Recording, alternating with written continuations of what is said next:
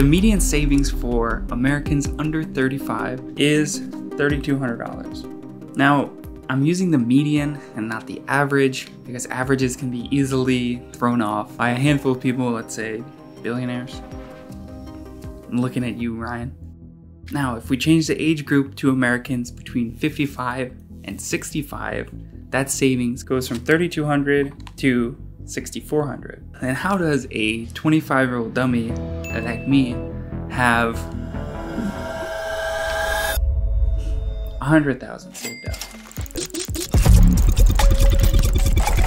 Now, I specify in cash because there's a lot of these videos where people have 100,000, but it is in stocks that have gone up in value or in real estate that has appreciated. But this is in cash. Well, not this cash actually. This is prop money that I bought for this video. I've just had 100,000 sitting on my desk the whole week. It's been kind of nice. I think I might keep it there. And the money's pretty good. I fooled a couple of my friends with it. It doesn't quite smell like it though. And it doesn't have that signature, you know. Hold on. That signature money, that crispness. That signature. This is my lucky 20 that I found in a sewer 6 years ago. Kept it in my wallet ever since. Anyway, why would a personal finance obsessive like me keep so much in cash? What saving strategies have I used that we can learn from? And what am I gonna do with it? And if you don't know me, and I'm assuming you don't, because I have 2 subscribers, thanks guys. I'm Wilson, and on my channel, I mainly make videos about creating and breaking habits. I found that this is a core foundation that helps level up every aspect of life. If that sounds interesting to you, consider subscribing. And in this video, we'll be talking specifically about the habit of saving. Now, I work in finance, and I've spent most of my life learning about money. And I'm currently writing a book all about personal finance, but told through the lens of an autobiography. So I thought I would share some of my knowledge. Remember, none of this is investment advice. I'm just some dude on the internet. Now, as long as I can remember, I've been obsessed with money. My mom actually told me a story recently where when I was 5 years old, I would take the family coin jar, dump it out on the table, then count all the coins and pretend to be a banker. At that age, it's largely a visual interest. Money has weird smells and textures and colors. Now, I'm not a coin collector, but look at this cool quarter that I found. I don't know if the camera is really capturing it, but it's almost completely black. Anyway, money looks cool. Now, also, I used to be a gamer. I didn't play a large swath of games. I really played 3 main games: Call of Duty, RuneScape, and Gran Turismo. The last of which being the game that solidified my undying love for cars, specifically exotic cars, which is kind of a curse because they're extremely expensive. So I had to set my sights really high if I ever wanted to get one. Now, up until the age of 13, my love of money was largely materialistic, but there's a single moment when a switch was flipped and that was all changed. In my family car, 2006 Subaru Forester, on the way to swim practice. My mom was driving, and as we didn't meet the 100-pound weight requirement to sit in the front, me and my twin brother were sitting in the back seat. When we pulled up to the community center, before I could reach to grab the door handle, my mom turned around and said, "I think Dad and I are gonna get a divorce. What do you think?" My brother and I looked at each other in confused shock. Now, for what seemed like months before that moment, my parents were fighting. Even through the gunshots and explosions of Call of Duty, I could still hear them yelling. "We can't afford this. Why'd you buy this? This is ridiculous." Honestly, I lost count of the number of times the words debt and broke were used. Now, it seemed like our life was pretty perfect, except for one thing: money. To my adolescent brain, money, or rather the lack of it, was gonna split up my parents. Now, thankfully, my parents didn't end up getting a divorce, but that idea was still solidified in my head. Your life will never be perfect if you don't have money. So I started reading every personal finance book I could get my hands on. And before that point, I wasn't really a reader. My brother is a genius, and he was reading Ulysses and War and Peace in middle school, so I let that be his thing, and I was just focusing on my thing, which was video games. But now I saw that books could help me learn things that I'm interested in. Now the next obvious step was entrepreneurship, starting my own business. Quick money, baby. I think I fell into every get-rich-quick scheme out there. I tried drop shipping, drop servicing, Instagram theme pages, transcription, flipping items on eBay and Facebook Marketplace, freelancing, taking surveys, Amazon Mechanical Turk, blogging, affiliate marketing, among some others. But nothing ever worked. I made a little money here and there, nothing game-changing and nothing that was starting to, stack up. Then I went to college for finance and computer science. Now eventually I changed into IT management because I realized that you could make the same starting salary without doing any coding if you worked one of the following jobs. I had an internship every summer combined with part-time jobs, but all the money made there immediately went into a business I was starting or another harebrained scheme for making money. Started an Amazon FBA business selling bamboo toothbrushes in sophomore year of college. I don't know if you can see this well. God, I don't know how beauty vloggers do this. Started selling those in sophomore year of college, and then also caught the shoe bug and had a shoe cleaning business. And then junior year rolled around and the big one came, stock trading. I spent 2 years in a simulator before I started actually trading. I went from biotech to swing trading to eventually landing on momentum day trading. Now this leads to my first tip about saving money: not having a side hustle. Now we live in a time where we feel like everyone needs a side hustle, and your side hustle needs to have a side hustle. But in all of the side hustles, I made a grand total of $0. Actually, if you took all the expenses, I lost quite a bit of money. Now most of that's due to day trading, because as soon as I was starting to get a hang of trading, I signed my employment contract with Merrill Lynch, and one of the lines in it stated that I couldn't buy or sell shares within the same day. So even if we don't count day trading, still, from all of the businesses, I did not make that much money. I don't regret any of my side hustles because I felt like I learned a lot from them, but if my sole focus was on making money, then I shouldn't have started a side hustle. Let me explain. For each one of these side hustles, you're essentially starting a business and your skill level is starting from 0.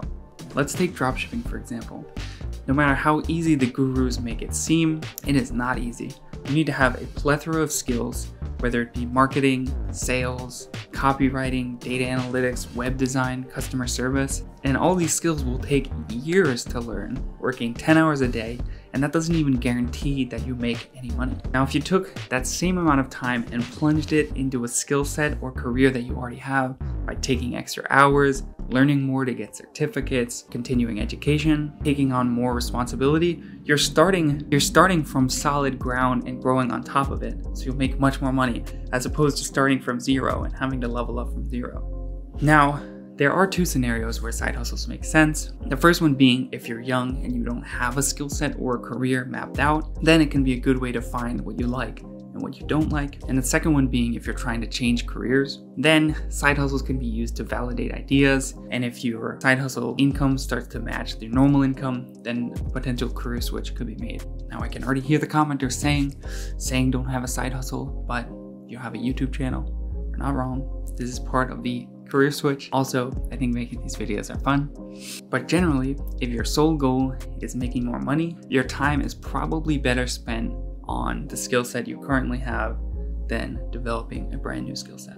The next tip for saving money is setting a concrete goal. Now, when I graduated college, instead of saying I want to save money, I set a very precise goal. That was save $100,000 in 3 years while I'm still investing in my 401k, Roth IRA, etc. Now, I intentionally made this a pretty unrealistic sounding goal, particularly with the time frame being so short, just to take advantage of Parkinson's law. Now, we've heard of this in terms of work, where work expands to the time that we give it. This can also be used for saving money. If I give myself an unrealistic amount of time, then I'm forced to find creative solutions and push myself to hit that goal. Also, if we take 100,000 and then break it down further to 33,000 a year, and then monthly, that's $2,750, then we can start to break down the tiny changes that we need to make to reach this goal. So now that we have a goal, the next step, budgeting. Yeah, obviously budgeting is important, hear me out. Most of us know that budgeting is important, but still don't do it. Instead of writing down what we spent every month and checking it, most of us use mental accounting, where, I spend $400 a month on groceries, or I think I spend around $100 a month on clothes. Now, normally your mental accounting is way off. And actually going through the expenses to see where we really spend money, we're usually spending much more than we think. I track my spending very closely. Every month I do a full review of all my expenses, go through each category and ask myself 2 questions. 1, can I remove this expense entirely? And 2, are there any ways that I can decrease this expense? Now, for the main categories of expenses, these are some ways that I've used to cut down my spending to get closer to my 2750 goal. Now, these are all very rough calculations, but give a general idea for how much money I'm saving in each category. Now, for food, the easiest way to reduce this is to just cook at home.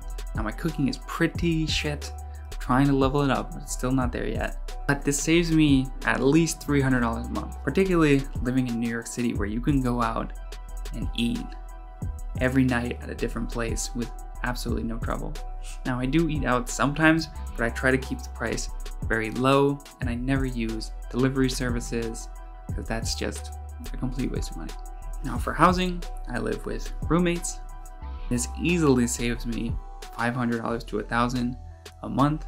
Now, for transportation, I bought the absolute cheapest car that was still reliable and wouldn't explode imminently. I got it for $3,000 on Craigslist, but now that I moved to New York City, I don't even use a car anymore. The average American spends $700 a month on a car payment. So you can save a ton of money just by getting yourself a reliable 6 or 7 year old car that has hit the bottom of its depreciation curve, but will still last you a while. So for this one, I'm saying save about $300 a month. Don't buy clothing. The only time I buy things are if they have holes in it and I need a new one. The only exception being very recently, I did a very rich person thing. I got rid of all my old socks and underwear and only bought pairs of the same underwear and socks that are my favorite brand. Now it's absolutely delightful to put on socks and underwear. I'll talk about that more in a different video. I also never buy one-off clothing items for events. Now this includes Halloween. I'm that one guy who does not have a Halloween costume, or I will throw on a suit and call myself Conan O'Brien. Now for clothing, I'll say that saves me $100 a month. I cut out all unnecessary subscriptions, probably saves me $40 or $50 a month. I hate shopping. Really never go shopping. If I do, I have a very specific item in mind. And for all purchases over $100, I first wait a week to see if I really want the thing. And then I'll spend a lot of time trying to find cheaper options. I buy many things on Facebook, Craigslist, eBay, and that alone saves me hundreds of dollars. But then also for those smaller purchases, I tend to look at hundreds of reviews just to find those items that are highly reviewed and the cheapest. Now in entertainment, I quit smoking weed and drinking alcohol, which easily saves me $100 or $200 a month. Also, speaking of drinking, I only drink water from my water bottle, which probably saves me $20 or $30 a month.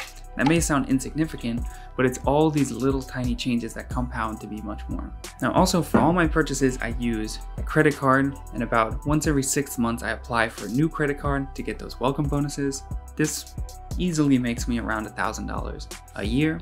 And then also I get 2% back on all my purchases, and that could be easily another $100 a month saved.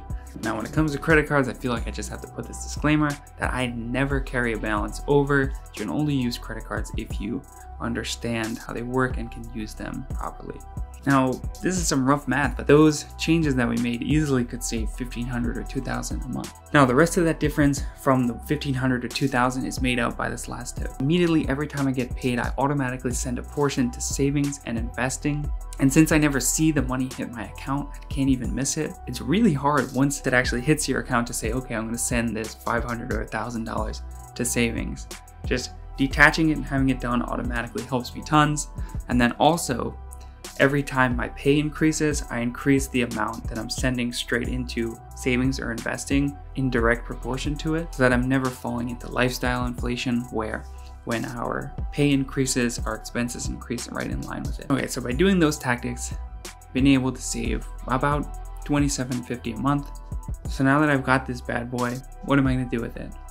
And I don't know if I mentioned this before in the video, but my real stack is in a high interest savings account, making about 5%. I'm not in any rush to deploy it, but this will come as no surprise. I'm going to invest the money, likely going to buy either a business or real estate. I still haven't decided yet, just waiting for the right moment. Now, hopefully you found this video useful and some of these tips can help you save more money. Really like talking with this as a pointing device. And once you've mastered saving money, if you want to learn how to save your time and better manage your time, check out this video. Thanks for watching.